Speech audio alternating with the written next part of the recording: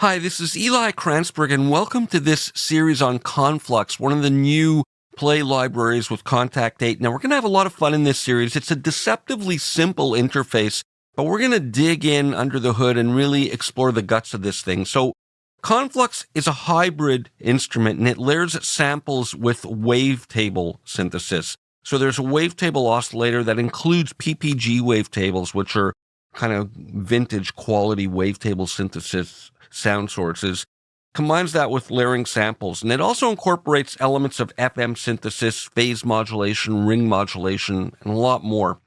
So we've got three main pages here. The play page, which is what we're on, is where you can access performance controls to fine-tune the sound, and these are kind of like macros.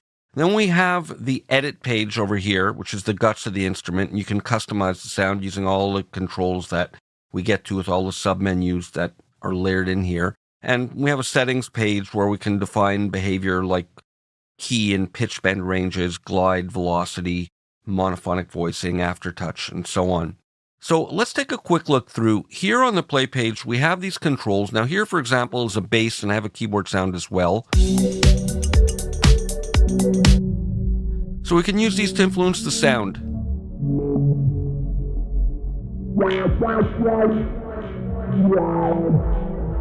And if we look on the edit page, we can hover our mouse over here and go into the modulation assignment mode, and we can see what these are assigned to. So here I can see that the resonance is controlling these settings over here. For example, the rate, if I click on here, is controlling the LFO speed. The bend over here is controlling position and this filter. So they're macros that can be freely assigned, and with the presets, they've already been assigned, of course. And we can have a lot of fun just shaping the sound with this, and these performance controls appear at the bottom of each page.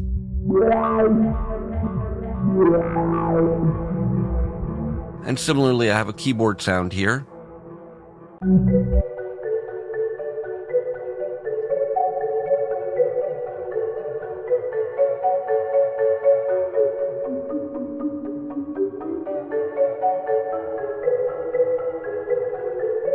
So there's a lot of flexibility there. So we have, as a default with all these performance controls, a bend control that controls and displays incoming MIDI pitch bend data, and the range can be adjusted in the settings view.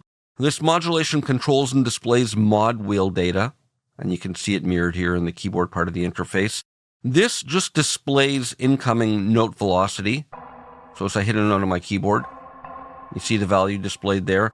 Here we see a display of the aftertouch data. So as I press in, you can see the aftertouch data there. And random is a random modulation source that generates random value on every note event, and it can be assigned, of course, to various parameters. Now, these 6 macros are customized with each preset, and that's what they are for this keyboard instrument. And you'll see here on the bass sound that they're named and assigned to different parameters. And then finally, we have a volume control. Now, on the edit page, we have a header here with some glide and mono for monophonic settings you can adjust. And then we have the source section here with the oscillator slots, and we can choose different qualities of sounds, and we get little drop-down menus when we click over here, for example, for the sample. It can choose different sounds and blend them. In the wavetable, we can modulate or assign different positions within the table, tune it, and so on. So wherever you have these little downward pointing triangles, we get drop-down menus with more options.